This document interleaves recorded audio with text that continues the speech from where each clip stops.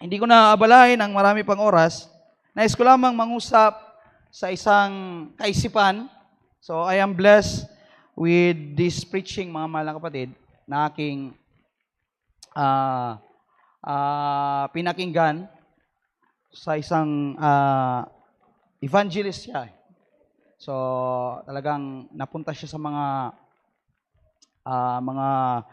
churches to visit, at i-declare ang salita ng Panginoon. So, I am blessed at nais kong i-share sa inyo ito sa umagang ito, mga mahal na kapatid. So, nais kong mangusap sa kaisipan na step of faith. Tapos, ang pinaka-subtitle ay, Are you in or out of the boat? So, are you in or out of the boat? So, doon tayo iikot. Yun ang aking kaisipan na gusto kong kunin sa umagang ito. Are you in or out of the boat? Ikaw ba ay nasa loob or nasa labas ng ang boat, arka, or something like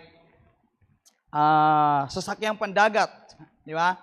So, diyan tayo iikot sa umagang ito, at gusto kong i-encourage ang bawat isa sa umagang ito, at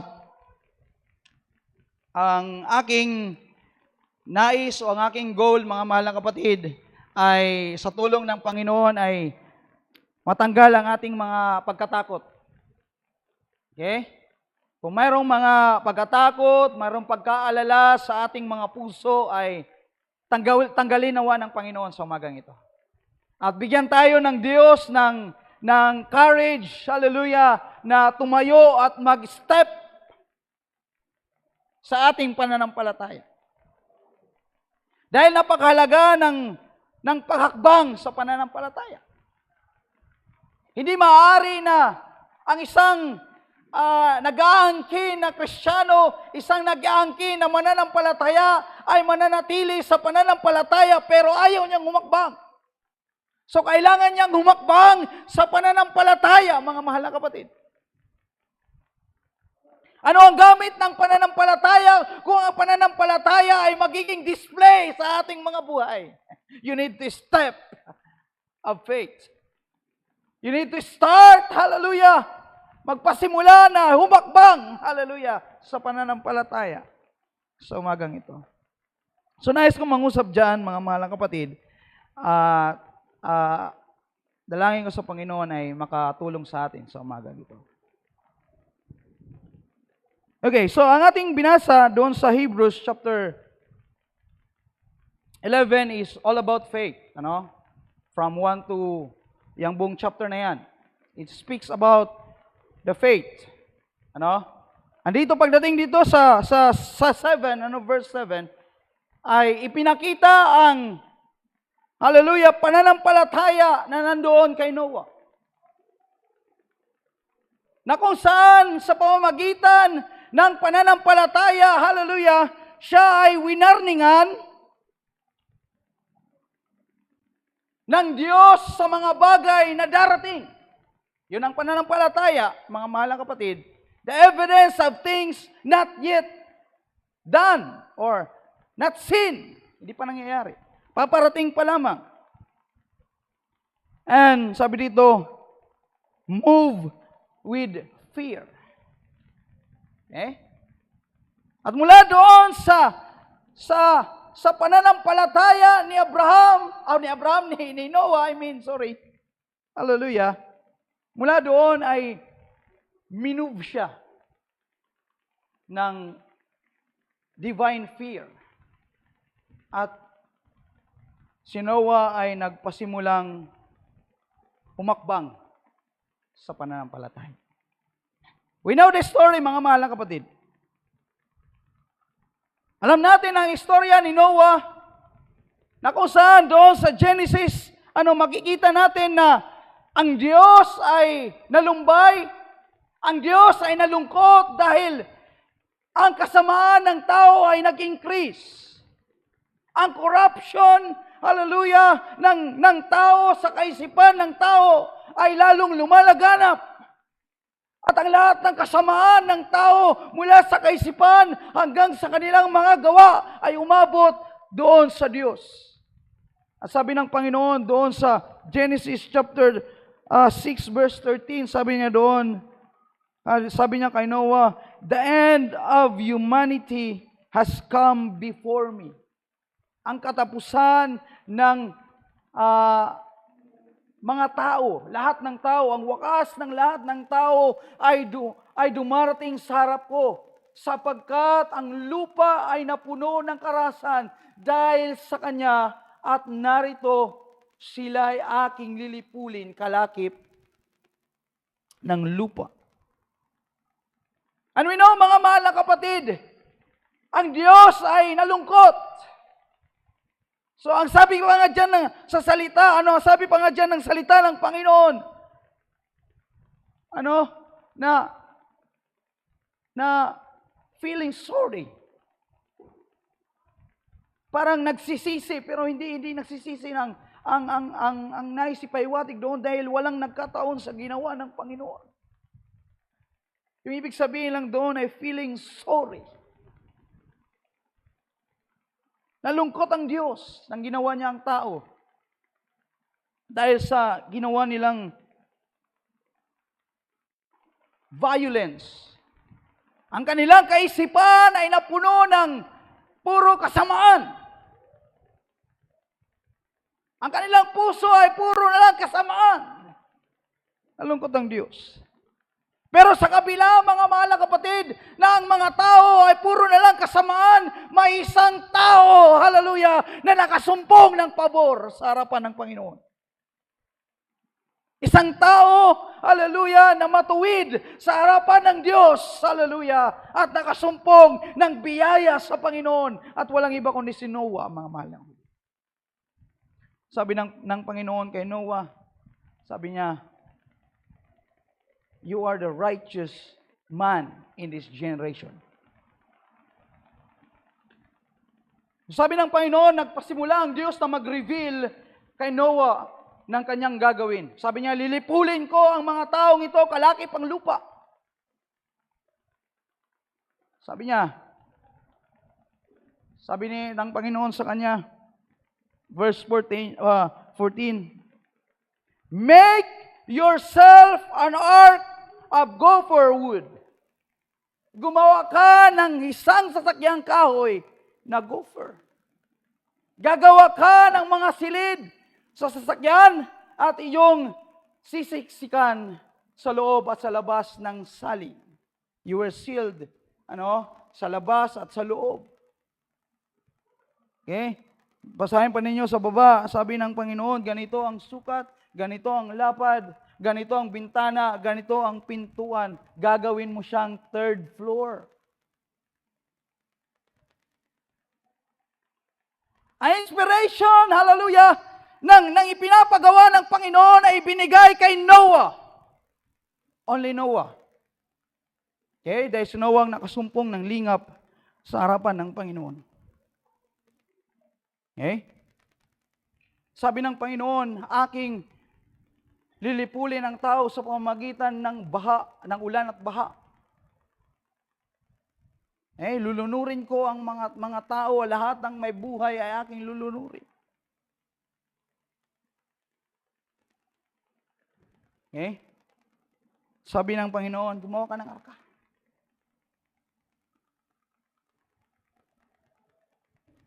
Verse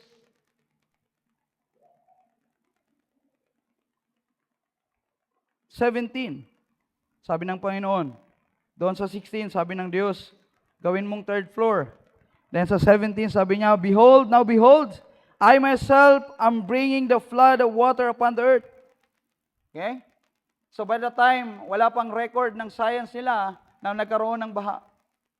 Meron sigurong mga pagulan, pero hindi gaanong malalakas na pagulan na magdadala ng baha sa kanilang lupain. Pero sabi ng Panginoon, "I will bring flood of water upon the earth to destroy all flesh in which there is the breath of life. From under the heaven, everything that is on the earth shall perish." Verse 18.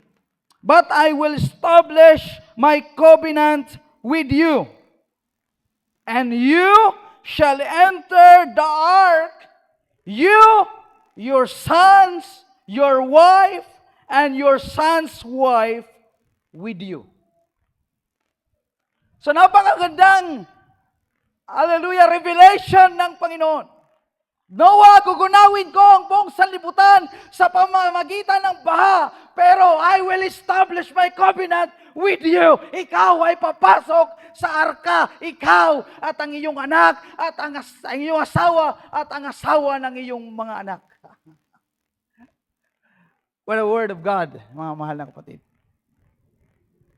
Sa kabila ng napakasamang, hallelujah, kalagayan, sa kabila ng napakasama na panahon na kinasasadlakan ni Noah, hallelujah, mayroong biyaya ang Diyos na nakalaan para sa kanya.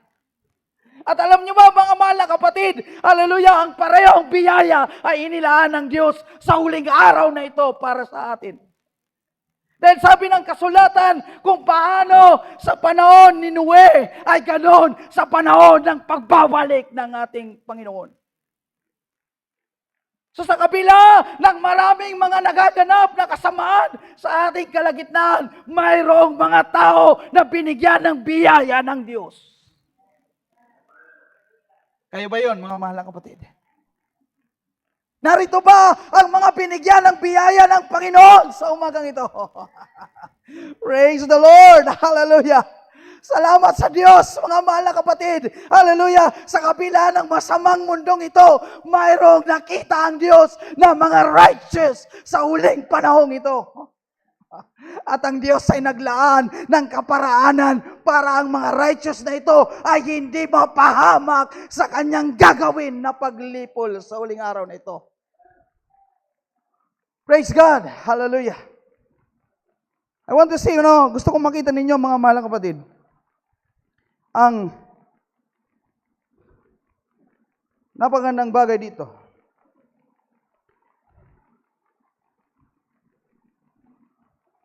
Ang instruction kay Noah ay mahirap. I mean, yung task na ibinigay kay Noah. Ang paggawa ng arka ay hindi madali. Tama ba? Hindi ito, hindi ito, ano ito, baluto lang, waray katig. Anong tawag ito? Dalamas. Di rin dalamas lang ay himoon na napakaliit na boat. Ito ay napakalaking, hallelujah, napakalaking boat na gagawin ni Noah. At ang papasok dito, mga mahal na kapatid, hindi lamang maliliit na mga tao, hindi mga payat na mga tao. Ang papasok dito ay ang mga hayop na paris-paris. Iba-iba ang sizes. So, higit pa ito sa Titanic. Kung ating titingnan, ang laki, ang tibay. Kaya nilubog yung Titanic doon dahil napakayabang nung engineer or architect. Sabi niya, kahit ang Diyos hindi kayang palubugin ang Titanic. My! Pinitik lang sila ng Panginoon. Lubog ang barko. No? Kahit anong gawa ng tao na kanyang pinagmamalaki, mga mahal na kapatid, hallelujah, pag ang Diyos, hallelujah, ay hindi malugod. Kahit gaano pa yung bakal na yan, pitikin lang ng kamay ng Panginoon, wasak yan. Bakal yun, mga mahal, pero yung arka ni Noah, wood. Napakalaki. Napakalaking responsibilidad ang binigay kay Noah. Hallelujah, that time na siya ay gagawa ng isang arka. At yung arka na yon, nakasalalay doon ang kaligtasan, hindi lang ng kanyang pamilya, kundi kaligtasan pati ng mga hayop. Hallelujah, na pararamihin ng Panginoon pagkatapos ng baha. Oh, pressure. What a pressure.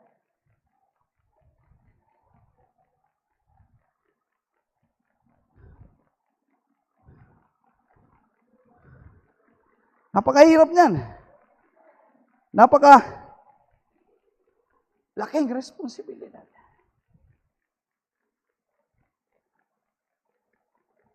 Pero kahit malaking responsibility, hindi tumalikod si Noah. Noah, nag-decide si Noah, mahirap Lord, madaming gagawin, malaki ang trabaho, but I am in. I am in. Huh? We know, mga mahal na kapatid, na ang arka hindi naman ginawa 1 month lang. Ang arka hindi naman ginawa ng 2 months, 1 year. No? Ang paggawa ng arka ay ginawa ni Noah for 120 days. 20 days. 20 years. Okay? Dahil ang arka hindi maaring madaliin, mga mahal na kapatid. Dahil kailangan yung arka ay matibay ayon sa disenyo ng Diyos. Hallelujah. May pattern ng Panginoon, mga mahal na kapatid. Pag ang Diyos ay gumagawa, hindi siya gumagawa ng mga bagay ng mga bagay ng mga pipitsugin. Pag ang Diyos ay kumilos, pag ang Diyos ay gumawa ng mga bagay, hallelujah, hallelujah, sigurado yan, detalyado. Sigurado yan, hallelujah, pulido, mga mahal na kapatid. Dahil ang Diyos na ating pinaglilingkuran ay Diyos ng kaayusan. Hallelujah. So Noah, accept the challenge. Okay? Pag-uwi ni Noah, mula doon sa kung saan man siya inausap ng Panginoon, umuwi siya sa bahay nila. Dramatization lang, mga mahal na kapatid. Pagdating niya sa bahay niya, ikwento niya siguro, doon sa ng kanyang pamilya, sa kanyang asawa, sa kanyang 3 anak, at doon sa asawa ng kanyang mga anak. Siguro nagkaroon sila ng meeting, Brother Ron. Ang sabi ni Noah, let's have a meeting. Mayroong pinapagawa ang Panginoon. Hallelujah. Mayroong task ang Diyos para sa atin na dapat nating gawin. Hallelujah. At kailangan ko ng tulong ninyo. Nais ko tingnan, mga mahal na kapatid, hallelujah, na ang task na ito ay hindi kayang gawin ng isang tao lang. Kailangan ni Noah ng tulong. At gusto ko makita ninyo, mga mahal na kapatid, ang involvement ng pamilya. Okay? Minsan, hallelujah, pinapabayaan natin ang mga tao na gumagawa. Ayaw nating ma-involve sa mga gawa ng Panginoon. Kaya na nila yan. Bata pa naman sila, kaya na nila yan. Malalakas pa naman sila, kaya na nila yan. Pinababayaan, hinahayaan yung mga gumagawa. Pero mga mahal na kapatid, nais ko sabihin sa inyo sa umagang ito, pagdating sa paggawa ng mga gawain ng Panginoon, kailangan lahat ng membro ay involved. Lalo na kung malaking mga paggawa ng Panginoon. Look at this. You, your wife, your son, your son's wife.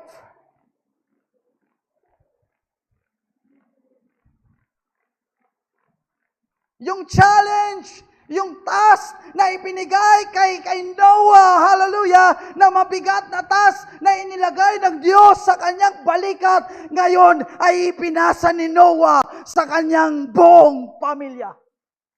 Oh my! See that? So wag nating hayaan na ang nagpapasan lang ay ang ama ng tahanan. Huwag nating hayaan na ang nagpapasan lang ay ilan lang na mga tao. Kailangan lahat ng membro ng pamilya ay magpasan ng parehong pasanin. Ay, napakalaking arka ang gagawin. Hindi yan kaya ni Noah lahat. Kailangan ni Noah ng tulong mula sa kanyang pamilya. Kailangan ni Noah ng tulong mula sa kanyang mga anak. Kailangan ni Noah ng suporta mula sa kanyang asawa. See that? Puntahan natin ang pinaka-basic na unit ng community. Hallelujah, ang pinaka-basic na unit ng community ay family. Sometimes hindi kaya ng ama ng tahanan, hindi kaya ng leader ng tahanan, hindi kaya ng husband ng lahat ng mga bagay. Kailangan niya ng tulong, kailangan niya ng suporta, kailangan niya ng support system mula sa kanyang mga anak, kanyang pamilya, kanyang mga sa bawat isa na bahagi ng pamilya. Dahil mabigat. Mga anak, tulungan natin ang ating mga magulang. Asawa, tulungan natin ang ating husband. Asawang babae, tulungan natin ang ating mga husband. Huwag nating hayaan sila na pagpasan sa ministry, lalo na. See? So napakabigat ito para kay Noah. Napakalaking task nito. Gawin ng isang arka na napakalaki at ipapasok doon ang lahat ng mga hayop pares-pares. At bukod pa doon, mga mahal na kapatid, hindi lang si Noah nagpupukpok. Hindi lang si Noah naglalagari doon sa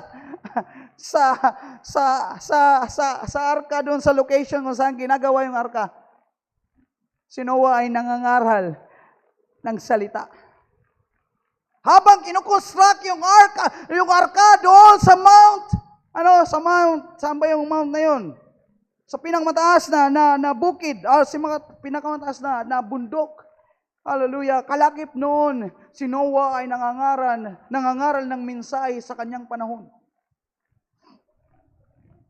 Kasabay noon ang pangangaral ni Noah ng righteousness of God. Nagwa-warning si Noah sa darating na mga dilubyo na gagawin ng Diyos para sa bayan. Nais makita yung involvement ng lahat.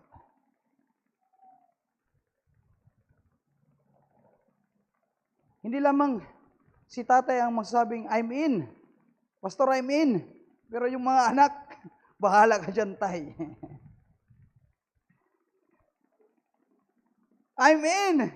Pastor, I'm in. Na mayroon tayong gagawin ganito, mayroon tayong gagawin na ganito, ganyan. Sabihin ng husband, yes, pastor, suportahan kita dyan, I'm in with that. Sasama ako sa'yo all the way. I'm in all the way, pastor. Pero yung asawa,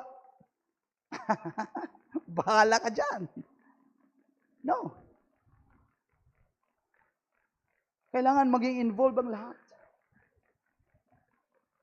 Speaking, mga mahal na kapatid, sa ministry, sa gawain, sa mga works of God.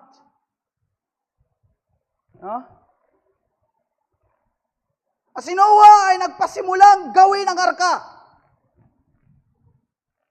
Ang paggawa ng arka, mga mahal na kapatid, ito ay step of faith. Bakit? Dahil una-una, ang location kung saan gagawin ang arka sa bundok. Oh Noah, nababaliw ka na ba? Paano aakyat dyan ang baha? Nasa tuktok ka ng bundok, posibleng abutin yan ng baha. Pangalawa, wala pang ulan na naganap sa kanilang panahon na talagang nagdulot ng malakihang pagbaha sa kanilang lupain. Oh, Noah, nababaliw ka na sa lahat ng iyong mga sinasabi dahil wala pang na-record sa science na nagkaroon ng baha na malala sa ating lupain. Mayroong mga ulan pero walang baha.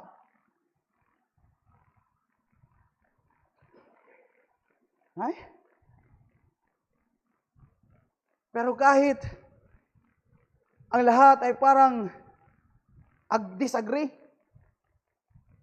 ngunit tila baga ang lahat na nasa paligid ni Noah ay hindi sumasampalataya. Tila baga ang lahat, hallelujah, ay hindi nag-agree doon sa kanyang ipinapangaral na salita. Hallelujah. Noah still believe. Hallelujah, dahil ito ay salita ng Panginoon. Alam ni Noah, pag ang salita ng Diyos ay lumabas mula sa bibig ng Diyos, hindi ito babalik sa Diyos na walang, hallelujah, bunga.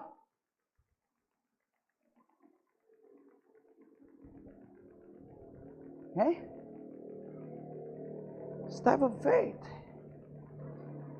Bagaman hindi pa niya naranasan, bagaman wala pa siyang nakita ng ganito, pero dahil sinabi ng Panginoon, I believe. May ganun bang pananampalataya dito? Na bagaman hindi mo pa nakita, bagaman wala pang ganitong na-record, bagaman wala pang ganitong nangyari sa buong kasaysayan ng lupa, but you still believe dahil sinabi ng Panginoon. See the faith?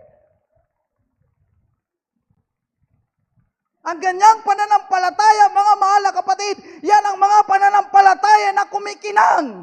Bakit ang lahat ng mga tao ngayon, to see is to believe? Pag hindi nila makita, hindi sila maniniwala. Parang si Tomas lang yan. Panginoon, hindi ako maniniwala na bumangon ka na kung hindi ko maidudot-dot ang aking kamay doon sa sugat mo.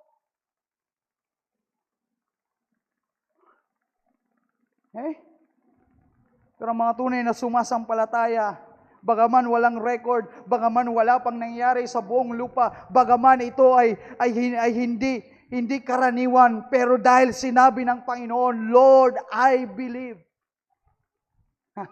Tila bagay imposible sa tao, tila bagay imposible sa science, pero sinabi ng Panginoon, Lord, I believe. Glory to Jesus. Hallelujah. Hallelujah. Praise God. Amen. So nakita natin, na si Abraham ay sumasampalataya sa Panginoon ng kanyang pasimulan, si Noah, ng kanyang pasimulan ang paggawa ng arka. Hallelujah.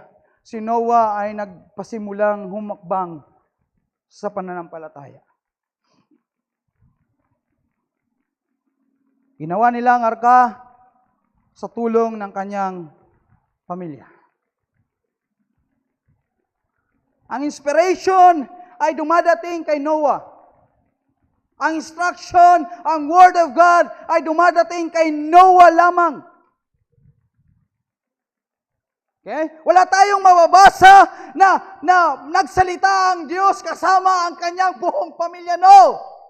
The inspiration comes, hallelujah, dumarating ang inspiration kay Noah lamang. Ang instruction kay Noah lang dumarating, mga mahalang kapatid. Pero kahit ganun pa man ang nangyari, hallelujah, ang kanyang pamilya ay sumasampalataya at nagtitiwala kung ano ang sinasabi ng ama ng tahanan. At ito ang nais ko ninyong makita, mga mahal na kapatid.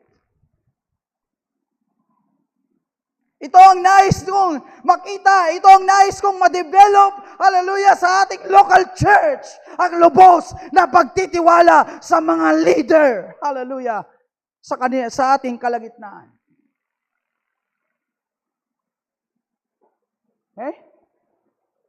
Bagaman walang dumarating sa pamilya, kaya kay Noah walang dumarating, pero ang pamilya, they trust their father. Kung ano ang sabihin ni Noah, yun ang kanilang ginagawa.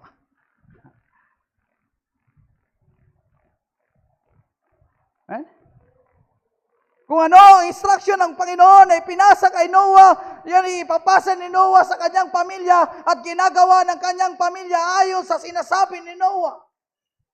Walang question, mga mahal na kapatid.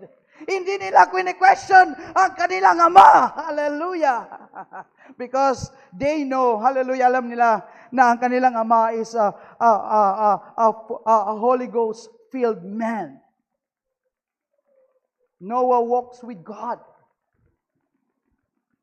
And they trust their leaders. They trust their leader, their father.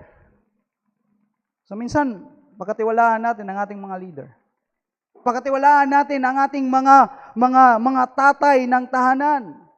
Pagkatiwalaan natin ang mga husband. Huh? Dahil ang husband ay minsan pamali-mali, ayaw na natin pagtiwalaan. No. Pagkatiwalaan natin ang ating mga husband. The head of the woman is a man. The head of man is Christ. And head of Christ is the God. So magtiwala tayo sa ating mga leaders. Ano, dalhin natin sa pamilya ang ating mga leaders ay ang ama ng tahanan. Pagdating sa local church, ang ating pastor. Pagkatiwalaan natin ang mga leaders na nangunguna sa atin, bagaman minsan feeling natin unfair, bagaman minsan feeling natin hindi maayos, hindi tama, feeling natin, hallelujah, hindi tama ang desisyon, parang hindi mali yata ang desisyon ni pastor, parang mali yata ang ganitong pagpataw ni pastor ng mga ganito, ganyan, parang hindi tama, parang unfair, parang ganito. No! Magtiwala ka sa leader na inilagay ng Diyos sa iyong unahan. Okay? Dahil sila ay anointed by the Lord. Huh? As long as yung mga leader ay hindi lumalayo sa salita ng Panginoon, wala dapat tayong ipag-alala, magtiwala tayo sa kanila. Amen? Hallelujah. May mga tao na ayaw magtiwala sa mga leader. Ayaw magtiwala sa mga pastor. Minsan nabigo, ayaw na magtiwala. Hindi yan ang hinahanap ng Panginoon.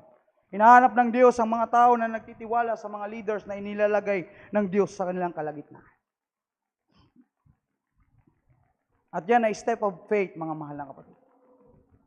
Bagaman, sometimes hindi mo maunawaan yung desisyon ni pastor. Sometimes hindi mo maunawaan ang desisyon ng mga elder. Sometimes hindi mo maunawaan kung ano ang nangyayari. But you still trust the leader. All the way pa rin ako, pastor. I trust you. Dahil ikaw ay anointed ng Panginoon. I like David. Si David kailanman hindi niya ginalaw ang anointed ng Panginoon. Ibinigay na sa kanya ang pagkakataon. Sabi ng kanyang mga alagad, ibinigay na sa iyo ngayon ang iyong kaaway na dyan, si Saul, patayin mo na siya. No! I will not touch the anointed of the Lord. Do not touch the anointed of God. Mga mahal na kapatid. Do not touch.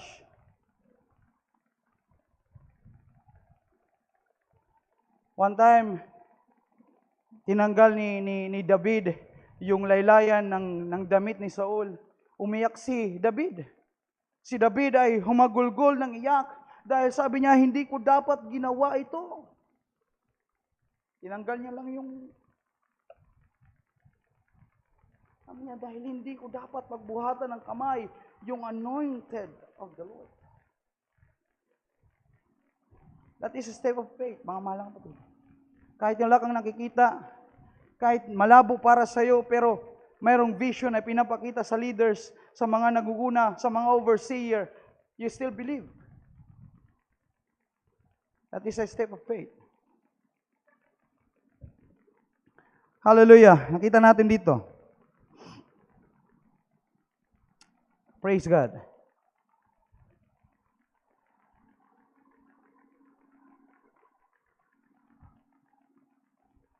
Na ang job or ang trabaho ay hindi madali. At makita natin yung involvement ng bawat isa. Okay?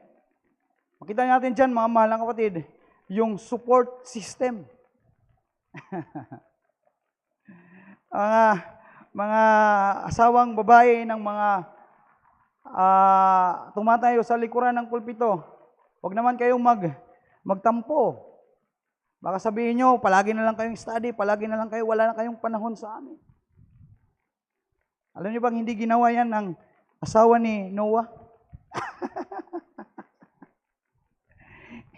Hindi sinabi ng asawa ni Noah na puro ka na lang Bible study, puro ka na lang arka, hindi mo na kami napapansin, hindi mo na kami nabibigyan ng panahon. Ano? Walang ganon, mga mahal na kapatid. Ang support ng pamilya ni Noah is all the way.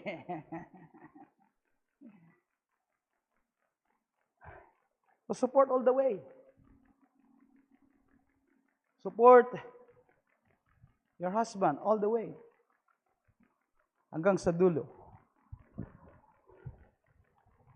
Okay? Hindi madali. Okay? In the work of ministry, hindi madali. Walang madali sa ministry. Walang madali, hallelujah, sa paggawa ng mga service sa Panginoon. Walang madali, mga mahal na kapatid. Actually, maraming sacrifices ang dapat, hallelujah, na i-sacrifice. Maraming ups and down sa ministry. Pero kung mayroong strong na support system mula sa membro ng pamilya, ng bawat ministro, bawat manggagawa, bawat hallelujah naglilingkod sa Panginoon, yung mga tila na mga mabibigat na mga bagay, yung mga tila na mga mabibigat na mga sacrifices, ang lahat ng ito ay tila baga gumagaan. Bakit? Mayroong mga sumusuporta. Diba? Napakahirap sa ministry. Pero kung mayroon ka namang loving wife na supportive all the way, parang ang gaan. Mayroon ka namang mga anak na hindi ka pinapabayaan. Mayroon ka namang mga anak na tumutulong, hallelujah, para mapagaan ang mga bagay-bagay. Napakalaking bagay niyan, hallelujah, para sa mga naglilingkod sa harapan ng Panginoon. Pagdating sa local church, mga mahal na kapatid, kung ang lahat ay magiging involved sa gawain ng Panginoon, kung ang lahat ay gagawa at kikilos para sa gawain ng Panginoon, ang lahat ng bagay ay magiging magaan para sa mga tao na naglilingkod sa harapan ng Diyos. You need to be involved. Huwag tayong masanay na upo-upo lang tayo. You are part of this body. You need to work.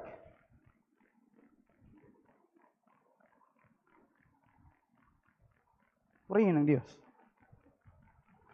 Ginawa ni Noah ng mahabang panahon. Sabi doon sa Genesis chapter 6, verse 3, sabi ng Panginoon, "My spirit will not remain with man forever because he is also flesh. Nevertheless, his days shall be 120 years. So, the construction of the ark is 120 years. Kasama dyan ang pangangaral ni Noah ng message of righteousness. Hallelujah. 1 Peter chapter 3, verse 20, sabi doon, "Who once were disobedience when the patience of God keep waiting in the days of Noah." So, naghintay ang Diyos, ang long suffering ng Panginoon ay naghintay for that year hanggang makonstruct yung ark. At sabi dito, "In which of you, that is 8 persons, were brought safely through the water." Okay? 2 Peter chapter 2, verse 5, sabi doon, "And did not spare the ancient world by protected Noah, a preacher of righteousness." So, hindi lamang siya na taga-pukpok. Hindi lamang taga-lagari si Noah doon. Hindi lamang si Noah taga-sukat doon. Hindi lamang si Noah taga-instruct. Si Noah is a preacher of righteousness. Habang busy sa paggawa ng arka, busy rin siya sa pangangaral ng salita ng ating Panginoon. Amen? Ginawa nila sa mahabang panahon. Oh, napakainam. Kung ang buong pamilya ay willing to join, pag ang buong pamilya ay supportive, napakagaan ng paggawa sa ministry. Pero pag ang pamilya ay tumututol, napakahirap. Kaya, palagi nating sinasuggest sa mga mag-aasawa, hanapin natin yung kaparehas natin. Dahil napakahirap. You need to be one in faith. Pag unbeliever ay sos. Sabi ko sa inyo, lagi kayong may war sa bahay. Dahil hindi kayo parehas. Hallelujah. Ginawa ni Noah at ng kanyang pamilya ang kanilang dapat gawin. He worked hard. No? They work hard para makomplete yung ark. Amen. Kuha ng kahoy dito, prepare ng merienda, prepare ng pagkain. Salamat na lang dahil may supportive na pamilya. Dahil kung walang supportive na pamilya, isa lang si Noah magtatrabaho kay Roman. Baka yung 120 years ay umabot ng 300 years. Ay. Pero salamat dahil mayroong supportive na pamilya. Mayroong pamilya na all in. Kaya maging all in tayo, mga kapatid, sa ministry. Kung mayroong naglilingkod sa ministry, all in tayo. Support them. Kung mayroon tayong mga events, support. Kung mayroong mga gawain, support. Hallelujah. Kung mayroong dapat gawin, hallelujah, makitulong, makipasan. Kung mayroong mga pasanin, makipasan. Need to be involved, all. Para maging madali ang trabaho, para maging magaan ang mga burdens. Kaya na yan ni Pastor.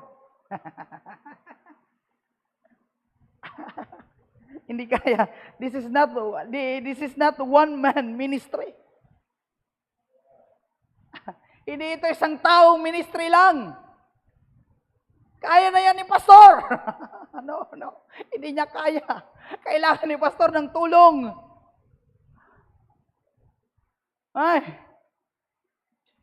So step up. Step in. So ginawa ni Noah, ang kanyang pamilya hanggang dumating ang panahon ng chapter 7, verse 1. Then the Lord said to Noah, enter the ark. Enter the ark. Pumasok ka na sa arka. Dahil ang Diyos ay magpapasimula na ng kanyang, hallelujah, paglipol ng lahat ng laman. Sabi ng Panginoon, Noah, pumasok ka na at ng iyong buong sambahayan.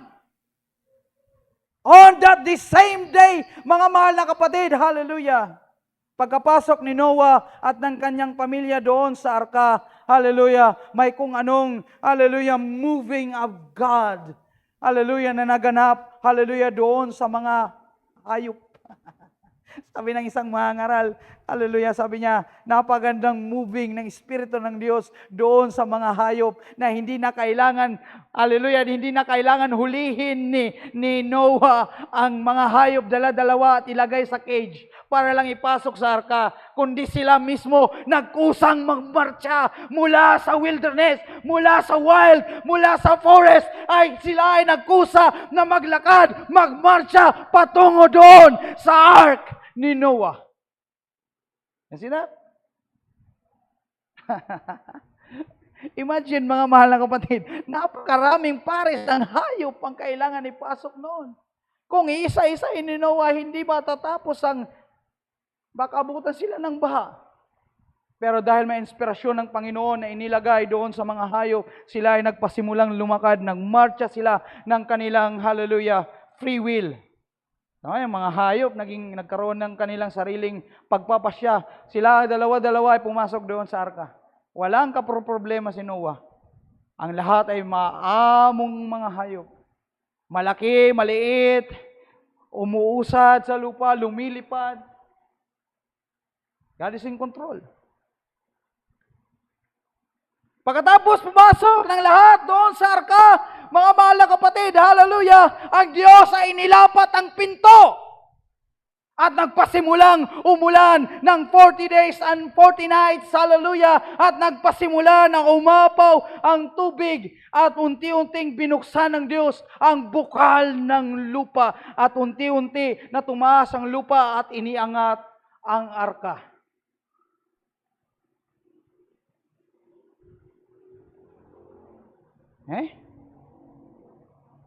Imagine. Nang nagpasimula ng bumaha at tumaas ang tubig hanggang maaabutan na yung bundok na kung nasaan yung arka. Hallelujah, siguro habang naroon si Noah sa loob at ang kanyang pamilya, naririnig niya ang sigawan ng mga tao sa labas.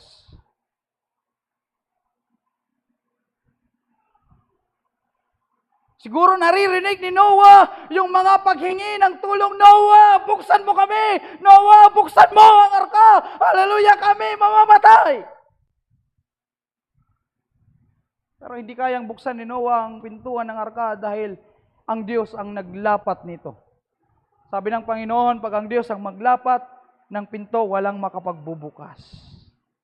Pag ang Diyos ay nagbukas ng pinto, walang makapagsasara.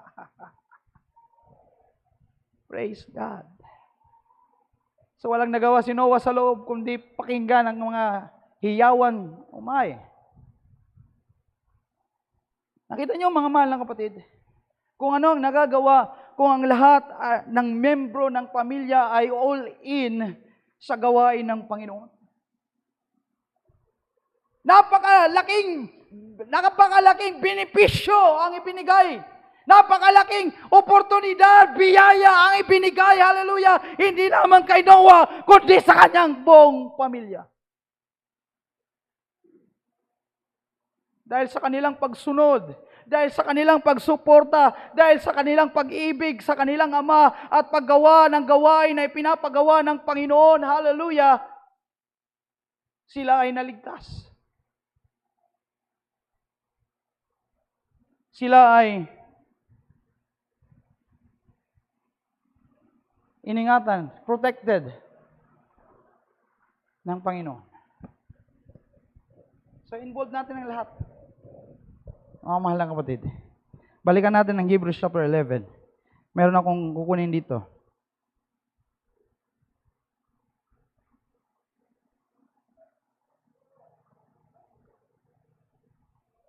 Praise God. Sabi dito, by faith, being warned of God of things not seen as yet, move with fear. Prepare an ark to saving of his house. So makita natin ito mga mahal na kapatid, there is allotted saving grace para sa bahay, sa buong sambayanan ni Noah. So hindi lamang ang kaligtasan nakadesenyo kay Noah, kundi para sa buong pamilya. At alam niyo ba mga mahal na kapatid, I believe na ang bawat household of God ay mayroong nakalaan na kaligtasan. I believe that. I don't care kung ang mga kasama mo sa loob ng iyong tahanan ay mga unbeliever. I don't care kung ang loob ng tahanan mo ay puno ng mga backslider. I don't care kung mga anak mo sa loob ng iyong tahanan ay matitigas ang ulo. Hallelujah! Ang aking nauunawaan, mayroong saving grace na nakalaan para sa'yo. Para sa'yo at sa tahanan mo. You believe that? Kahit ang mga anak hindi na nakikinig, kahit ang mga anak ay backslider, mayroong saving grace na nakalaan para sa pamilya mo. Kagaya sa panahon ni Noah, kagaya sa inspirasyon sa panahon ni Noah, there is a grace, there is a saving grace for the households of Noah. Ikaw at si Noah ay parehas na naglilingkod sa Panginoon. So I believe mayroong saving grace ng parehas na inilaan para sa iyong sambayan. Believe that way. Dapat hindi tayo natatakot. Kayong mangamba. Gawin lang natin kung anong ginawa ni Noah. That's a challenge. Gusto mong maligtas ang mga anak mo? Gusto mong mailapit muli ang mga anak mo? Gusto mong maibalik muli ang mga anak mo sa loob ng gawain ng Panginoon? Ang Diyos ay mayroong kaparaanan. Gawin mo ang parehas na ginawa ni Noah. Ano bang ginawa ni Noah? He prepared the ark. Prepared the ark. Alam nyo, ang ark, mga mahal na kapatid, yung arka, dalawang salita yan sa Hebrew at Greek word. Ang unang salita ay,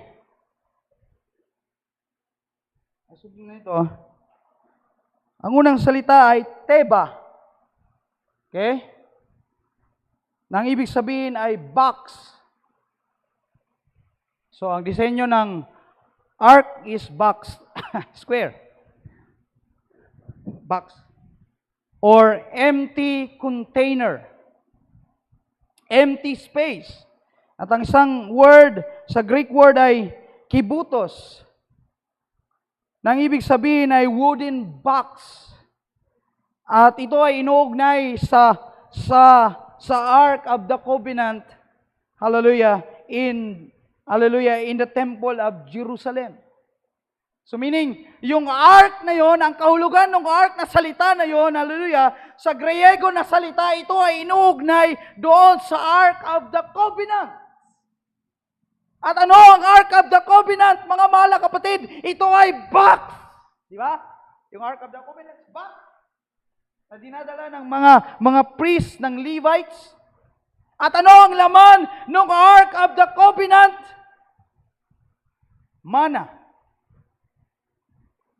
Ano pa? Tungkod ni Aaron na namulaklak. At ang isa pa ay tablet. Salita ng Panginoon. Ano? Alala niyo pangaral ni Brother Ed? Hallelujah, na yung tatlo na yan ay nasa loob ng Ark of the Covenant, pero later on ay nawala doon yung mana at nung tungkod.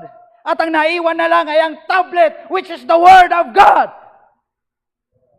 So ano ang dapat nating gawin, mga magulang, kung gusto nating i-win back ang ating mga anak? Prepare the ark. Prepare the Word of God. Prepare the word of salvation. Prepare the gospel for your family. Speak the word. Speak the message of the hour.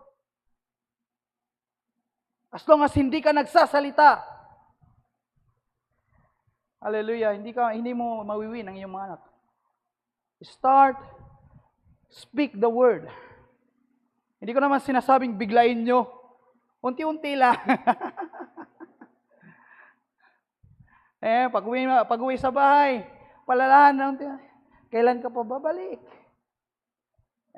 Sundot-sundot lang muna. Huwag agad yung full excitement na. Ano na, diri ka na, mabalik. Mabalik na ang Ginoo, nasano ka pa Ayaw, sundot-sundot lang. Sundot-sundot muna. Ano? Hanggang makahanap ka ng pagkakataon. See? Start. Prepare the ark. Prepare the Word of God. Speak the Word of God. Mga mahalang kapatid. So napakainam na bagay. And you know, mga mahalang kapatid, may isang eksena sa Biblia, no, na pinaka bata na sumakay sa arka. Sa age na 3 months, pinakabata na sumakay sa arka sa age of 3 months. Alam niyo ba kung sino? Si Moses. Sa age na 3 months old, hallelujah, alam naman natin ang panahon, hallelujah, na kung saan may isang paraon na hindi nakakilala kay Joseph, at sabi niya, dumadami na ang bayan ng Israel, tayo ay ma-outnumber. Kaya, hallelujah, pag may manganganak na lalaki sa bayan ng Israel, sa mga Hebrew, hallelujah, patayin ang mga bata na yan para hindi sila dumami. Pero nang ipinanganak si Moses, mga mahalang kapatid, ay itinago ng kanyang mga magulang for 3 months. At nang hindi na nila maitago si Moses, ano ang ginawa ng kanyang nanay? Kumuha siya ng basket. At alam niyo ang tinawag doon ay Ark of, tawag nito? Ang tinawag doon ay Ark. Ano? Inilagay doon si Moses pagkatapos ipinaanod sa Nile River. At alam natin yung Nile River, mga mahalang kapatid, ay pinamumugaran ng napakaraming mga buhaya. Pero nang si Moses ay dumaan doon, hindi si Moses ginalaw. Kasama si Miriam. Naglakbay si Moses doon sa Nile River hanggang siya ay makarating doon sa anak ni Paraon. At pagdating ni Moses doon sa anak ni Paraon, sabi ng anak ni Paraon, isa itong Hebrew baby. Nakita ni Miriam, tapos sabi ni Miriam, oh, mahal na prinsesa, gusto mo bang maghanap ako ng mag-aalaga na isang Hebrew? sabi nung anak ni Paraon, sige, ikuha mo ako ng isa. At ibinigay si Moses doon. Kinuha ni Miriam yung kanyang nanay ni Moses para mag-alaga kay Moses mismo. Nakita niyo yun? Dahil ang lahat ay all in. Dahil ang lahat ay nag-agree. Dahil ang lahat ay gustong mag-join. Hallelujah. At hindi tumututol sa paggawa ng Panginoon. Nakita nyo ang paggawa ng Diyos ay dakila. Iniligtas siya si Moses. Iningatan si Moses. At yung tinago-tago nilang bata, ngayon ay nailantad na. Inampun pa ng anak ni Paraon. Yan ang paggawa ng Panginoon, mga mahalang kapatid. Pag ang lahat ay willing na kumilos, pag ang lahat ay willing na mag-join para maisakatuparan ang plano ng Panginoon, napakadali sa Panginoon na kumawa at kumilos ng mga dakilang mga bagay. Napakadali sa Panginoon na magbigay ng miracle.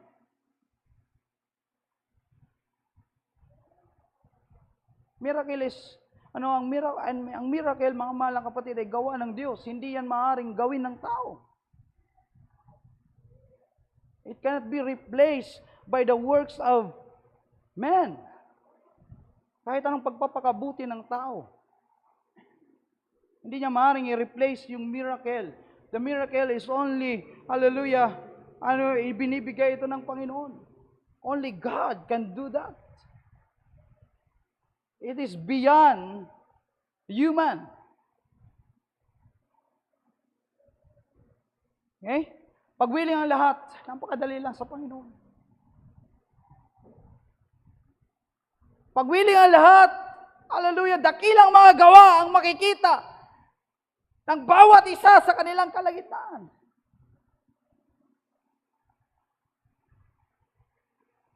Pag all in, I'm all in. No matter what.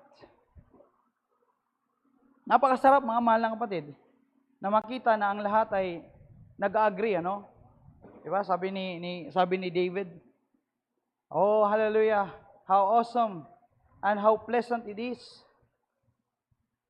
sa magkakapatid na nagdidwell sa unity. Napakaganda nun.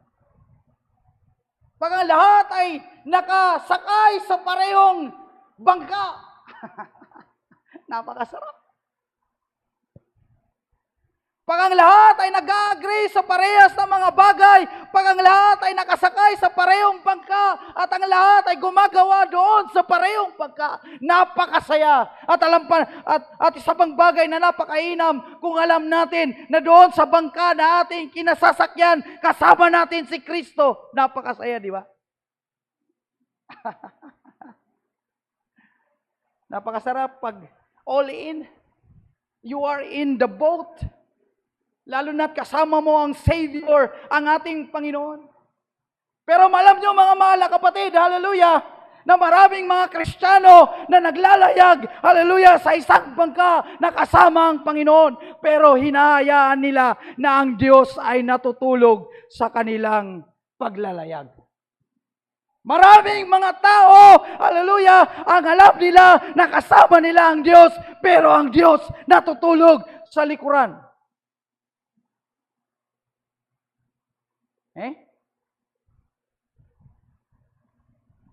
Kasama natin ang Diyos. Pero ang Diyos natutulog sa likuran. Di ba?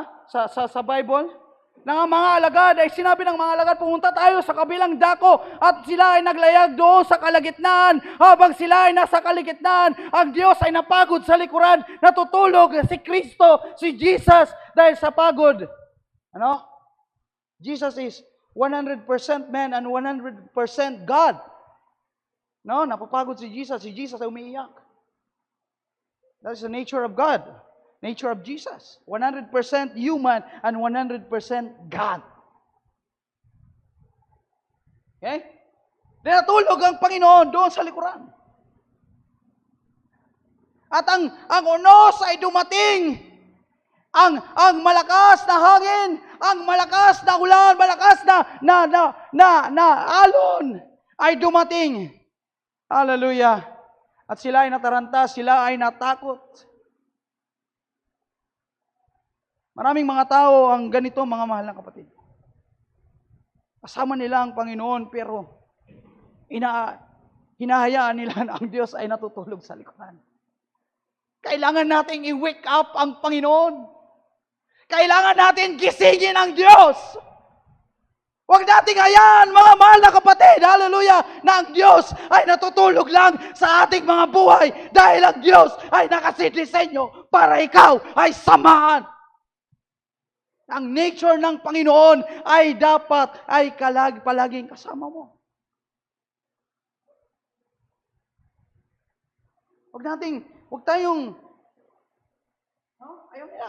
May mga tao na, huwag nating istorbohin ang Diyos. Wake Him up. Gisingin mo ang Panginoon. Gisingin mo ang Diyos, hindi lamang dahil may problema ka. Gisingin mo ang Panginoon dahil marami kang mga kinasasadlakan na mga bagay na hindi mo kayang lusutan. Gisingin mo ang Panginoon kahit masaya ang buhay mo. Gisingin mo ang Diyos kahit ikaw ay pinagpapala. Gisingin mo ang Panginoon, hallelujah, sa lahat ng panahon ng buhay mo. Purihin ng Diyos. Ang Diyos ay kasama natin. Pero, tayong masanay, mga mahal na kapatid. Nang ginising nila ang Panginoon,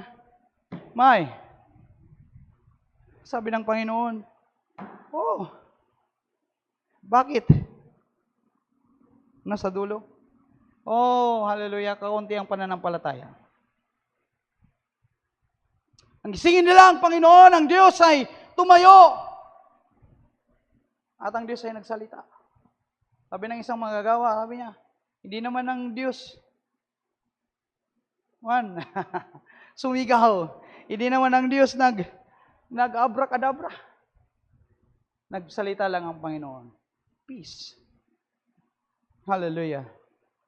At ang lahat ng creation ay bumalik sa original na kanilang kalagayan. So napakasarap mga mahal na kapatid, na kung tayo ay nasa isang bangka lamang. Okay?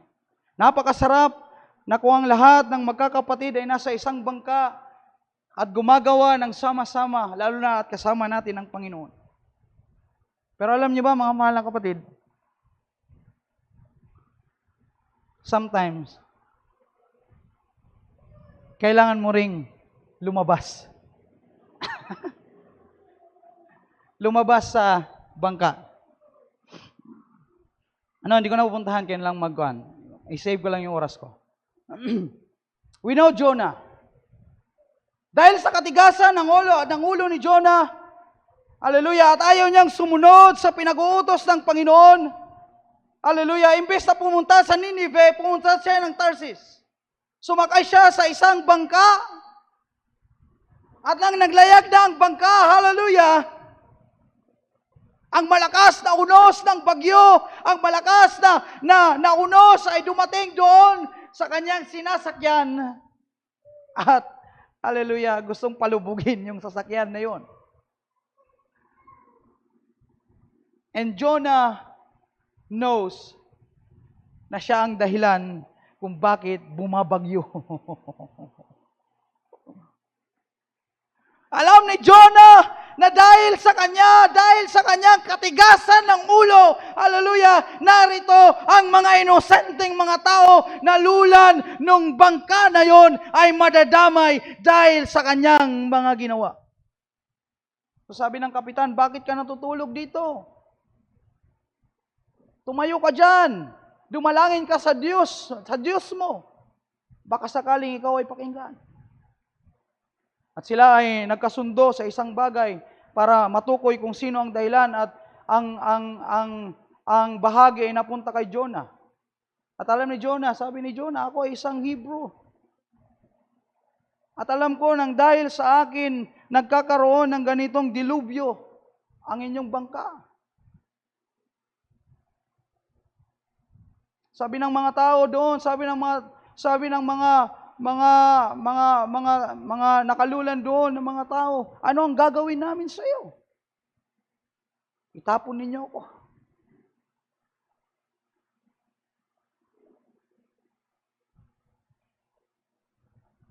Sometimes kailangan mong lumabas. Sometimes kailangan mong, hallelujah. Di ba? Masaya kasi pag nasa isang pero hinihingi ng pagkakataon minsan, kailangan mo talagang lumabas. Doon sa boat. Lalong-lalo na kung ikaw ang dahilan. Minsan mga mahal na kapatid, hallelujah, ang isang mananampalataya pumaparito sa loob ng gawain na hindi tama ang puso, hindi tama ang damdamin, hindi tama ang aura, hindi tama ang pagtingin, hallelujah. Masama ang kanyang pakiramdam, masama ang kanyang puso, masama ang kanyang kalagayan. At hindi siya maipinta, hallelujah. At siya ay narito. It will affect. Yeah? Kagaya ng buhay ni Jonah. Dahil siya ay mayroong kamalian na ginawa sa Panginoon, siya ay pumaroon doon sa barko na yon. Dahil sa kanya, nagkaroon ng dilubyo. So kailangan ngayon mag-step out ni Jonah. Para hindi niya maapektuhan ng lahat, para hindi mapahamak ang mga inosente, kailangan ni Jonah ngayon mag-step out. Sometimes ganon ang hinihingi ng Panginoon, mga mahal na kapatid. Magandang mag-step in. Magandang bagay na yan, mga mahal na kapatid. Pero sometimes kailangan mong lumabas. Ano? Nang si Jonah sabi ni Jonah, itapon ninyo ako. Pagtapon kay Jonah doon sa dagat, hallelujah, paglapag ni Jonah doon sa tubig, biglang tumigil ang unos. Pagkatapos, kinain si Jonah ng balyena. Kailangan mong mag-step out para mag-step in. Hallelujah! Sometimes, mga mahal na kapatid, sa buhay ng mga Kristiyano, kailangan mong mag-step out sa iyong self-will para ikaw ay makapag-step in sa will of God. Dahil ang tao ay mayroong sariling kalooban. At gusto ng tao minsan ang kanyang sariling kalooban, hallelujah, compare sa kalooban ng Panginoon. Di ba? Dahil ayaw ni Jonah na magpasakop sa Panginoon, sinunod niya ang kanyang sariling kalooban. Kailangan niyang lumabas doon sa kanyang sariling kalooban para siya ay pumasok sa kalooban ng Panginoon. Nang siya ay tinapon na sa tubig, kinain siya ng balyena at yon ang kalooban ng Panginoon para sa kanya. Sabi ng isang manggagawa, hallelujah, napansin ba ninyo na sa whale, mayroon bang oxygen doon sa isda? Napaisip din ako eh. Doon sa loob ng tiyan ng isda, mayroon mga oxygen doon. Makakahinga kaya ang tao doon?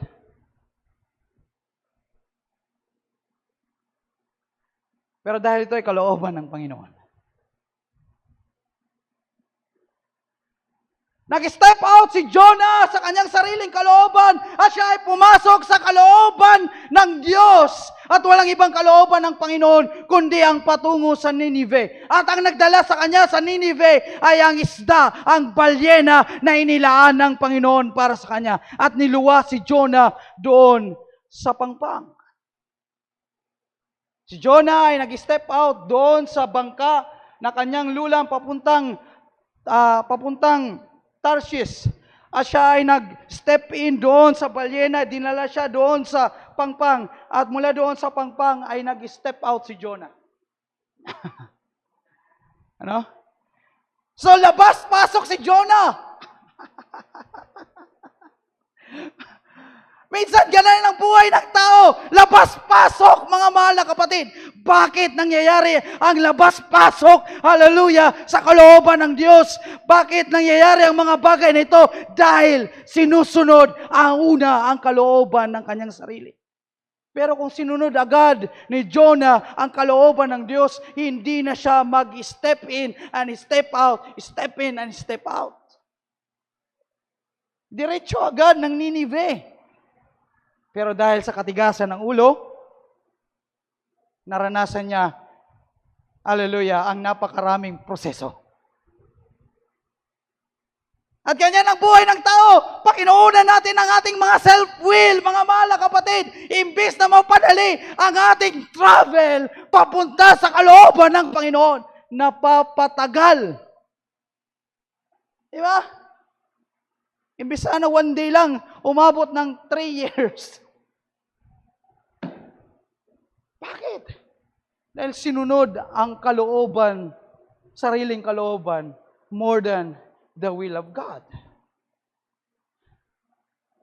Kung hindi sana ni Jonah pinatigas ang kanyang puso, diretso agad Ninive.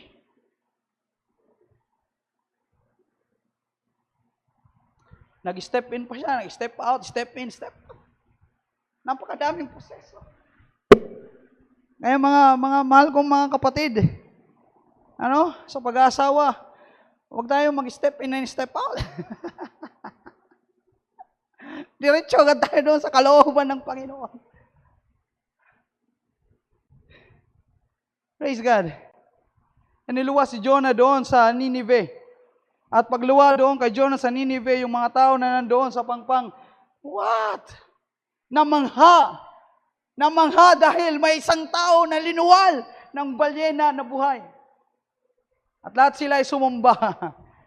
Amen? Nais kong tingnan ninyo mga mahalang kapatid. Kung mayroong pinapagawa ang Panginoon, kung mayroon ang Diyos nais ipagawa sa ating buhay, huwag na tayong lumaban. Tayo lang mahirapan.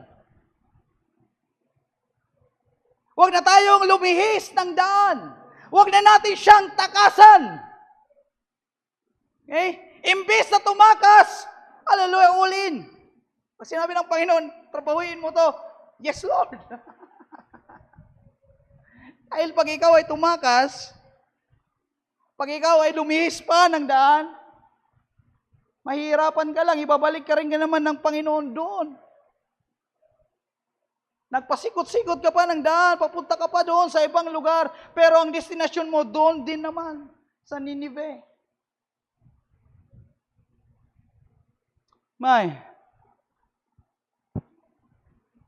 See that, mga mahal na kapatid? Parang matatapos ko yata sa oras.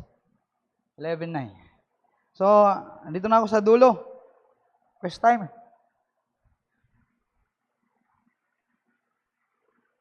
Huwag tayo mag-step in and step out sa kalooban ng Panginoon. Step in all the way. Hallelujah. So, may isang eksena sa Biblia na kung saan, mga mahalang kapatid, si Jesus ay nanalangin. Sabi ni Jesus, pumunta ako doon sa isang bundok, ako ay mananalangin, magpauna na kayo. Pumunta na kayo sa daong, maglayag na kayo, magpauna kayo doon. Mauna na kayo at ako ay mananalangin pa. Pero pagdating ng gabi, lumakad si Jesus sa tubig. Yun ang ating basahin. Dito sa Matthew chapter 14, verse 25 tayo. Pusin ko lang ito, mga mahal na kapatid, para maaga tayo makauwi. Makauwi. Punta pa tayo sa pagsanga pala. Praise the Lord. And in the fourth watch of the night, Jesus went unto them. Si Jesus ay pumunta sa kanila.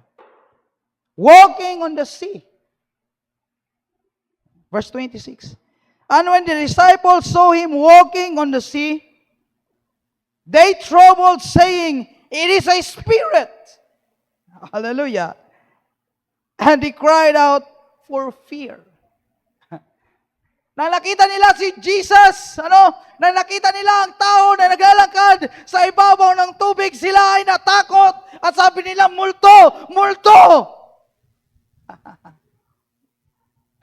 Hallelujah. At sila ay natakot sa kanilang mga puso. Pero nang sabi ni Jesus, But straightway Jesus spake unto them, saying, Be of good cheer. It is I. Be not afraid. Huwag kayong matakot, sabi ni Jesus, ako ito. Be of good cheer, sabi niya. Huwag kayong matakot, ako ito. Ako si Jesus. Ako ang inyong master. Hallelujah. Verse 28, sabi dito,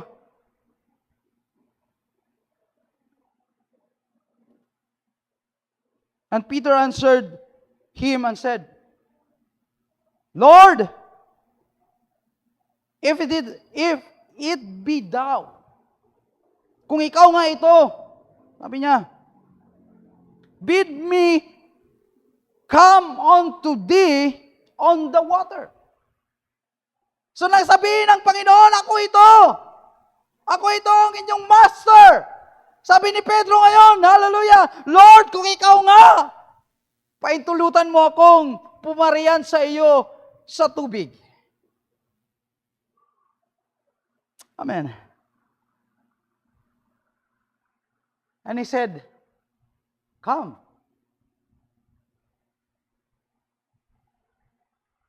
Ang paglabas sa bangka, mga mahal na kapatid, ay hindi masamang bagay. Actually, naalala ko lang, nang sabihin ni Jonah sa mga tao na itapon siya sa dagat, it is a step of faith. Bakit? Dahil sabi ng isang mga ngaral, yun ay isang magandang bagay pa, isang dakilang bagay pa kaysa sa paggawa ni Noah ng arka. It is a step of faith. Hallelujah, nang sabihin ni Jonah, itapon niyo ako sa dagat. Dahil hindi alam ni Jonah kung ano ang mangyayari sa kanya after na itapon siya sa dagat. Baka ito ay magiging judgment para sa kanya. Mamatay siya na lang. Or hindi niya alam kung anong mangyayari sa kanya. Hindi niya alam kung anong susunod pagkatapos siya mapunta doon sa dagat. O hindi naman alam ni Jonah na may naghihintay doon na whale. Hindi niya alam yun. So it is a step of faith, mga mahalang kapatid. Baka man hindi alam ni Jonah kung ano ang susunod na mangyari. Sabi niya, so be it. Itapon niyo ako. Hallelujah. Yun ay pananampalataya. Hallelujah. Alam ni Jonah na mayroong Diyos na magliligtas sa kanya. Okay? Mayroong Diyos na sasagip sa kanya that time. Hallelujah, hindi niya lang alam kung paano, pero alam niya sa isang, hallelujah, sa isang bahagi, may Diyos, hallelujah, na mag-iingat sa kanya. Amen. So, balik tayo doon kay Pedro. Sabi niya, Lord, kung ikaw nga, si Jesus, paparayanin mo ako sa tubig. Sabi ng Panginoon, come. So walang ibang salita ang Diyos kundi come. Hallelujah. At ang marinig ni Pedro ang signal ng ating Panginoon ay sinabi ng Panginoon, come Peter. Nagpasimula si Pedro na bumaba. Basahin natin dyan.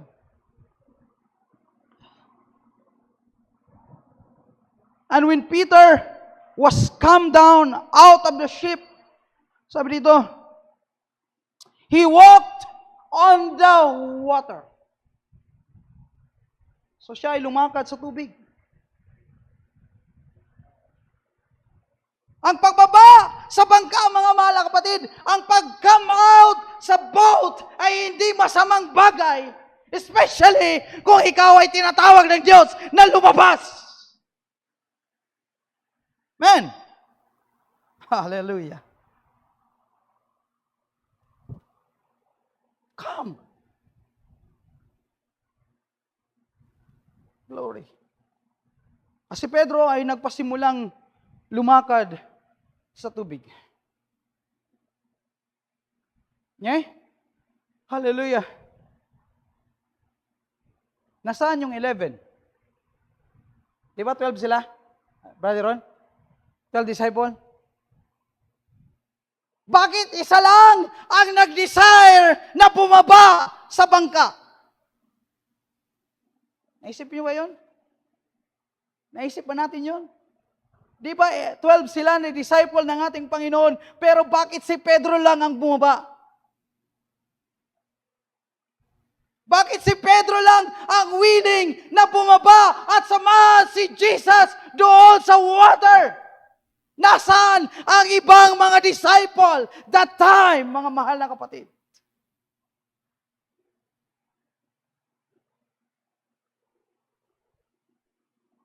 Nasa loob ng bangka.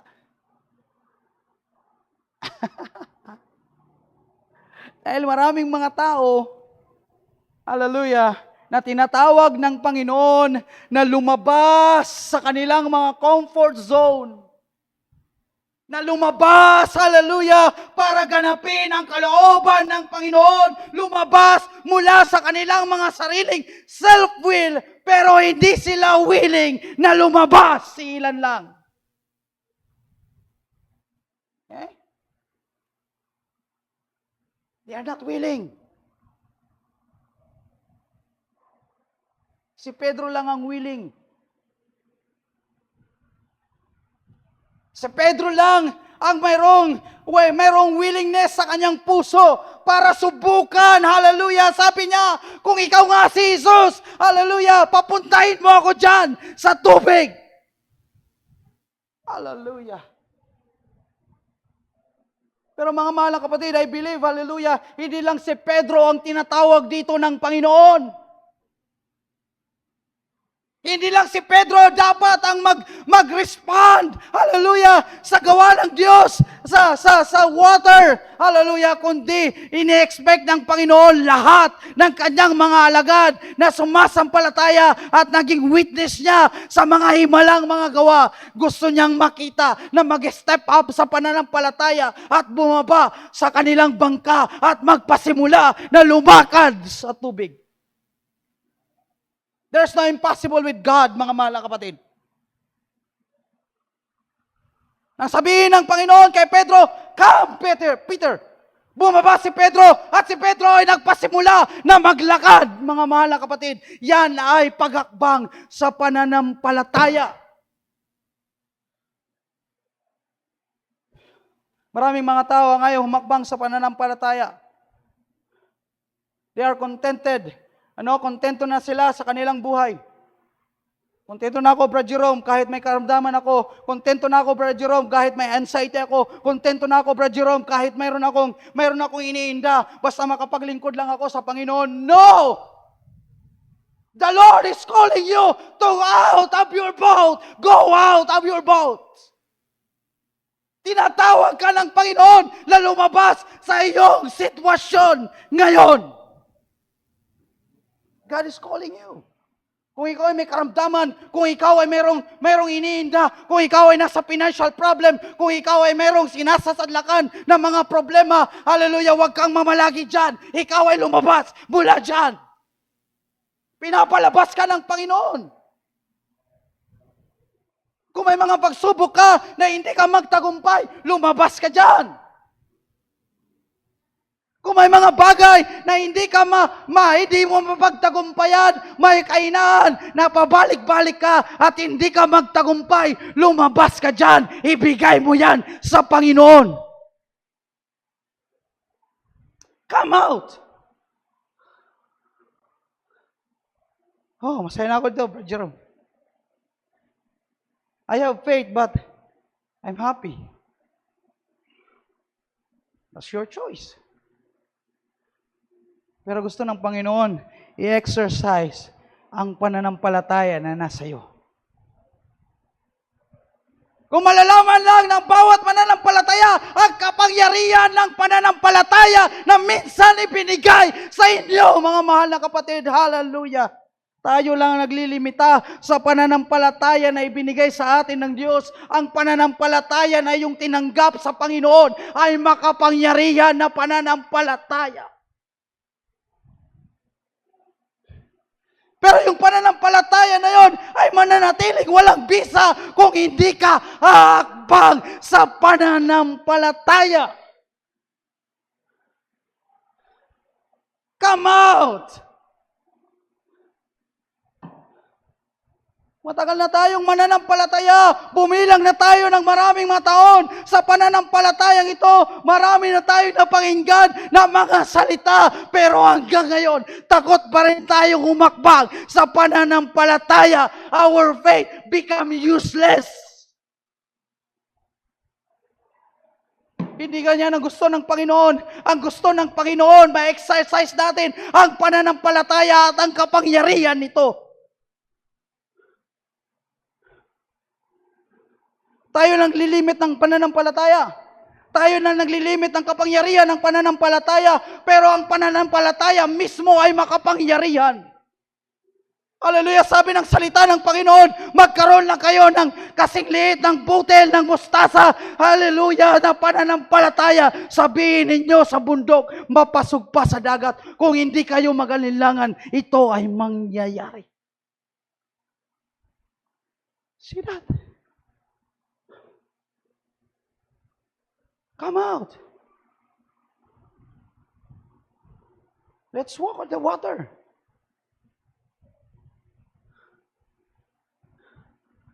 Matagal na tayong mananampalataya, pero ayaw pa rin natin mag-come out.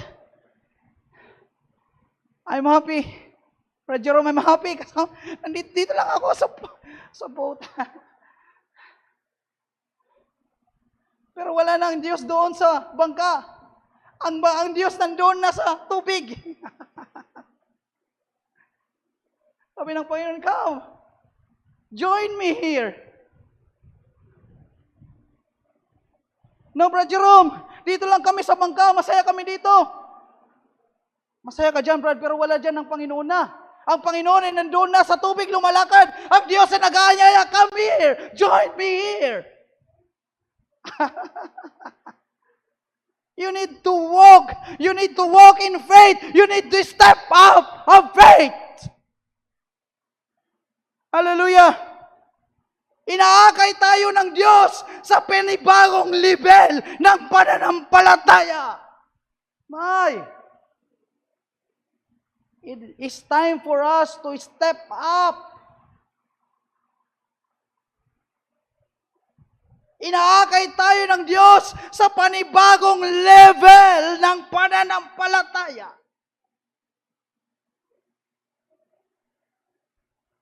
Dinadala ka ng Diyos doon sa panibagong hakbang.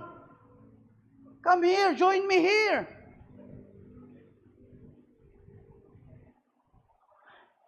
Gusto ko pa rin. Huwag kang mag-alala, ba Jerome, okay na ako dito. Dito na lang kami sa bangka. Sige, kung yun ang gusto mo. Pero kung gusto mo pang maranasan pa ang dakilang gawa ng Panginoon, move out.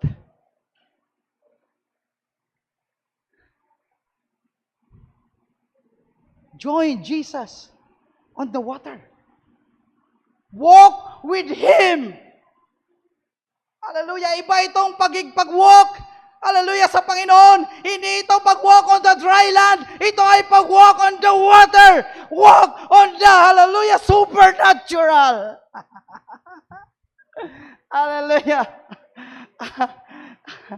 Oh my, tinadala tayo ng Panginoon doon sa mga bagay na mas dakila pa, mga mahal na kapatid. Hallelujah. Ito ang sinasabi ng salita ng Panginoon. Hallelujah. Glory into glory into glory. Ang paggawa ng Diyos ay glory to glory and to glory. Hallelujah. Padakila ng padakila. And we need to grow. We need to push ourselves. Huwag tayong magpapigil, mga mahal na kapatid. Sabi pa ng mga ngaral na aking narinig, sabi niya, huwag niyong pakinggan si Satan. Huwag niyong pakinggan ang kaaway. Dahil ang kaaway, wala siyang kapangyarihan para pigilan ka na mag-step in. Wala siyang kapangyarihan. Hindi kanya kayang pigilan na humakbang. Wala siyang kapangyarihan sa kanyang sarili na pigilan ka sa paghakbang. You have all the power to step in to faith. Mga mahal na kapatid.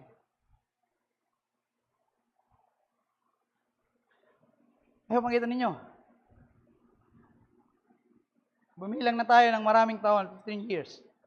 14, 15 years this year. Sino pa ang nag-i-aim ng dakilang mga bagay sa ating Panginoon? Or, we are happy. Baka ayaw na natin. I'm contented, Brad Jerome. Maging kontento tayo sa buhay na ito na binibigay ng Panginoon. Maging kontento tayo sa binibigay ng Diyos sa atin materially. Kung ano ang ibinigay ng Panginoon, be contented on that. Pero sa mga gawa ng Panginoon, huwag tayong makontento. Dahil marami pa naka-store in the storehouse of God para sa bawat isa na mananampalataya. Hallelujah. You believe that? Hindi lang tayo ganito, Brad John. Hindi lang tayo ganito, Brad Ron. Mayroon pang mga bagay na dakila ang nakalaan para sa bride sa huling araw na ito. Oh my, mga mahal na kapatid. Marami pang mga dakilang mga bagay ang ating ma-experience sa huling araw na ito. At kailangan ng ating pananampalataya ay mag-step in. Dahil pag ang pananampalataya ay hindi lumago, pag ang pananampalataya ay naging bansot, hindi mo masasabayan ang paggawa at pagkilos ng Panginoon sa kanyang kapangyarihan. Bakit maraming mga tao ang hindi nararanasan ang paggawa ng Panginoon dahil ang kanilang pananampalataya ay bumansot na. Hindi na nila masabayan yung kapangyarihan ng paggawa ng Panginoon. Hindi na nila makita yung mga dakilang mga bagay na pinapakita ng Panginoon. Bakit? Nagiging malabo na ang mga mata ng pananampalataya. Na anong sabi ng kasulatan? Hallelujah, ang kanilang nakikita ay yung mga malalapit lang. Pero yung mga malalayo, yung mga nasa unahan, hindi nila makita. Kailangan mong ayusin ang iyong mata, ng iyong pananampalataya. Baka marami ng muta, baka marami ng diferensya ang mata mo. Kailangan mo na yung patingnan. Hallelujah, patingnan mo yan sa ating Panginoon na siyang nang manggagamot ng tunay.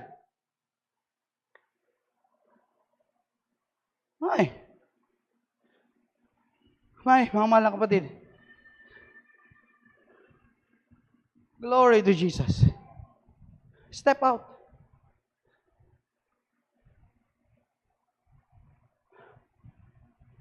Ang pag-step in ni Noah ay isang uri ng pananampalataya.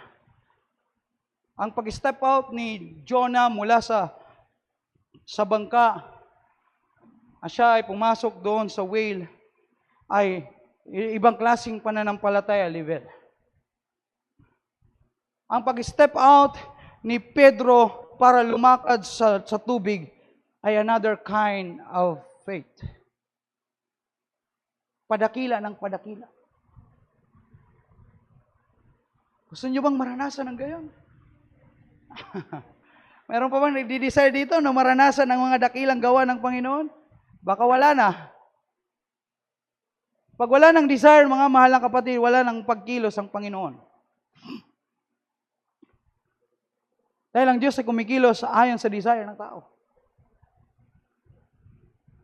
Hindi ko maaaring pilitin ng Panginoon. Sabihin sa'yo ng Panginoon, ipaparanas ko sa'yo, brother, ang mga gawa ng Panginoon, pero ayaw mo.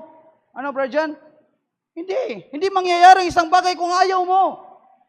Hindi ka pipilitin ng Panginoon na gawin ang isang bagay na ayaw mo. Kailangan maging willing ka. Kailangan mag-desire ka. Oh, hallelujah! Kaya hindi ka tumatanggap ng mga bagay dahil hindi ka humihingi. See that? Bakit ang tao hindi tumatanggap ng mga bagay mula sa Panginoon? Dahil hindi siya humihingi. Meaning, hindi siya nagdi-desire. You need to desire. Para ang Diyos ay mayroon siyang medium. The Lord is working on the desire. So, ng dakilang mga bagay mula doon sa desire na yun, tutugunin ka ng Panginoon. Pero pag wala kang desire ng mga dakilang bagay sa Panginoon, walang medium ang Diyos para gawin ang mga bagay na ito. Parehas yan sa may sakit. Kung wala kang desire na gumaling, hindi ka gagaling dahil ang Diyos ay hindi makakagawa sa buhay mo. Kailangan kang mag-desire na gumaling. Kailangan kang sumampalataya. Kailangan mong ilagak ang iyong lubos na pagtitiwala sa Kanya na manggagamot ng lahat ng karamdaman. Pero kung ayaw mo, hindi ka pipilitin ng Panginoon. You are happy, contented, kahit may karamdaman ka? Fine. Ayaw mo eh. Parang kwan lang yan. Parang napriso lang yan. Parang nakulong lang yan. Tapos binigyan ng presidente ng pardon, sabihin nung nakulong, ayaw kong lumabas, dito lang ako. So be it, dyan ka lang. Hindi ka pipilitin.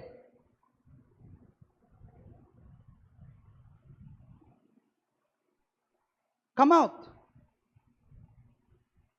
Come out, 12 disciples. Join me here. Hindi si Pedro lang. All of you na nandyan sa boat, lumabas kayo, I'm here. Minsan ganun ang pagtawag ng Panginoon sa atin, mga mahal na kapatid. You are in the wrong place. Tinatawag tayo ng Panginoon, come here, this is the right place. Diba? Sometimes, nandun tayo sa maling lugar. Oh, anak ko, maling lugar yan. Come here, this is the right place.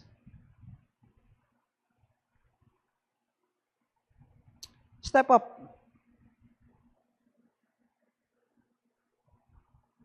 It's time to step up.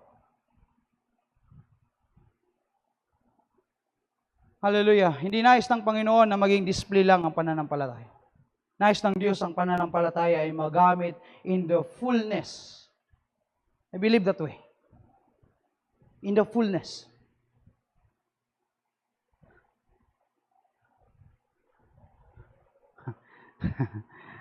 Tayo, masaya na tayo, di ba? Wag ang pananampalataya ay gumagawa. Ay, salamat. Hallelujah. Ang Diyos ay gumawa. Binigyan kami ng isang kilong bigas. It's a work of faith. And we are happy with that. Masaya na tayo doon. Okay na, 1 kilo lang.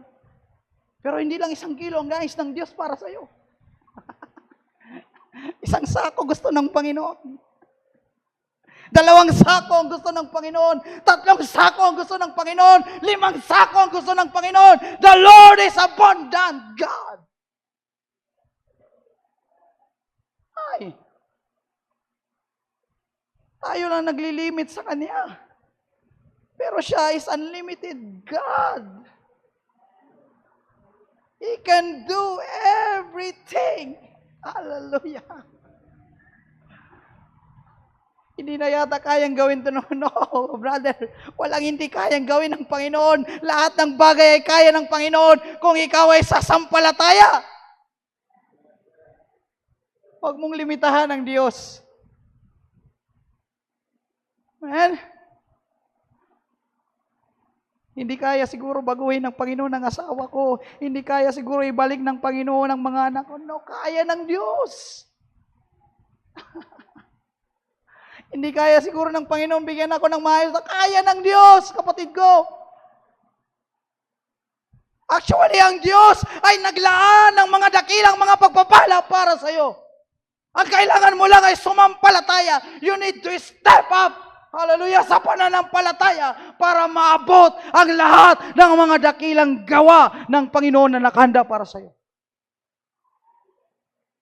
Maaari yung pananampalataya mo ngayon ay hindi makaabot doon sa inihanda ng Panginoon. You need to step up.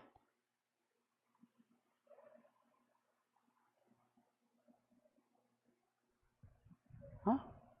Yung pagpapala nandyan na pero hindi mo maabot. You need to step up. Kailangan mong humakbang ng isang hagdan. Kailangan mong tumungtong sa isang tungtungan. Kailangan mong tumaas ng isa pang level ng pananampalataya para yung pagpapala na para sa iyo ay maabot mo. Hallelujah. Remember, mga mahal na kapatid, I'm closing. The time na nangusap sa akin ng Panginoon at napakasimple lang ang pangusap ng Diyos. I hear your prayer. And I am so blessed with that word. One Sunday, habang si Pastor ay nangangaral at tayo ay nag-worship sa Panginoon. Hallelujah, malinaw sa akin ang sabi ng Panginoon. I hear your prayer. Bago pa dumating si Kai. I hear your prayer. Mula doon ay nagbago ang lahat, mga mahal na kapatid. Mula sa pag-aalala, mula sa pag-iisip, mga overthinking, ganito, baka ganyan, nawala ang lahat ng yon. Bakit? Mayroon ng assurance na ibinigay ng Panginoon that the Lord hears my prayer. That's enough. Pag sinabihan kayo niya ng Panginoon, oh my, hallelujah, hallelujah, believe it with all your heart. Hallelujah. Ang katugunan ng Panginoon ay malapit na. I'm closing, mga mahal na kapatid.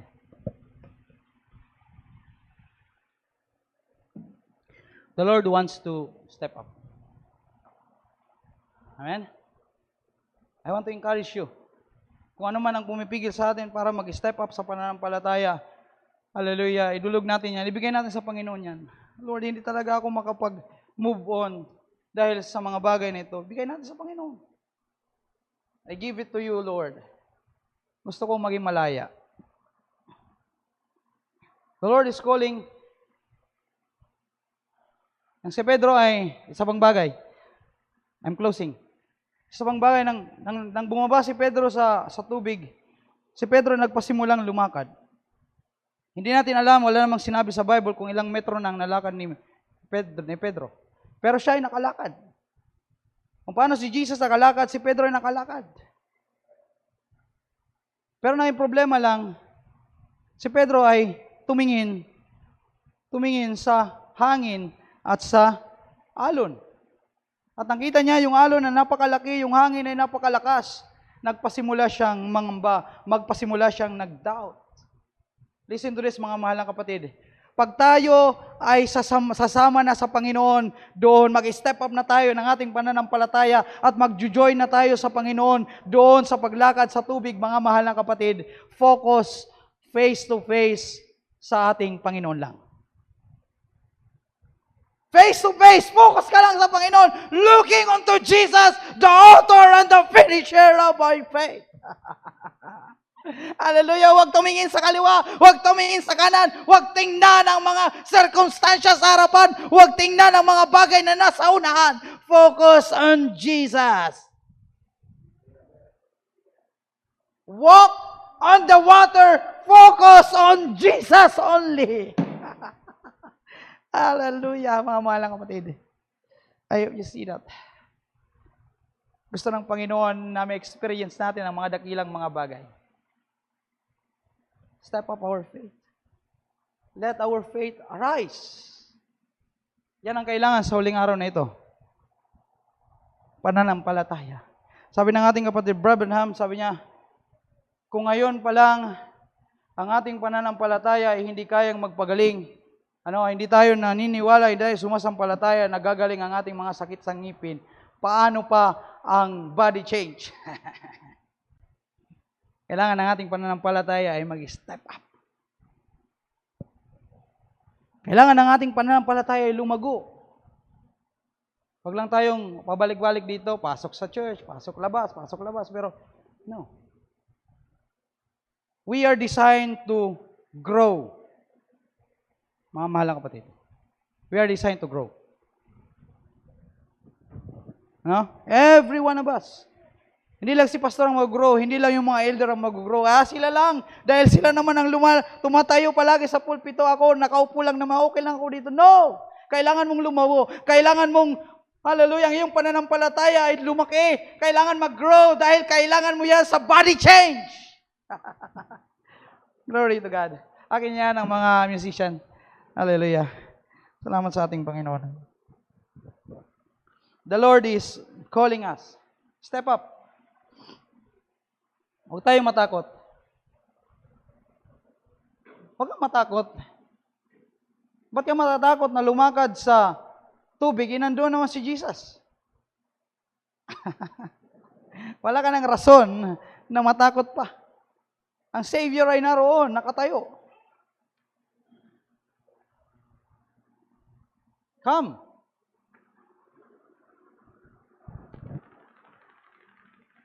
The Lord challenge, come. Siguro ay marami tayong mga labanan. Step out. Come. Hayaan mo na yung labanan. Marito ka sa akin.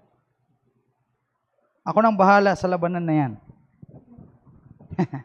Salamat sa ating Panginoon. The Lord is calling us, mga mahal na kapatid.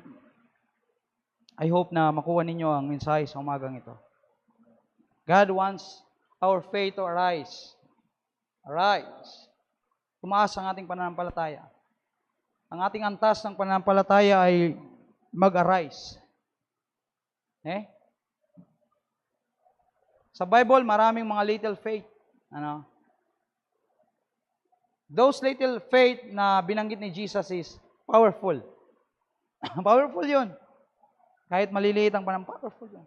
Pero sa Biblia, mayroong mga account sa Biblia na mayroong mga kapansin-pansin na pananampalataya.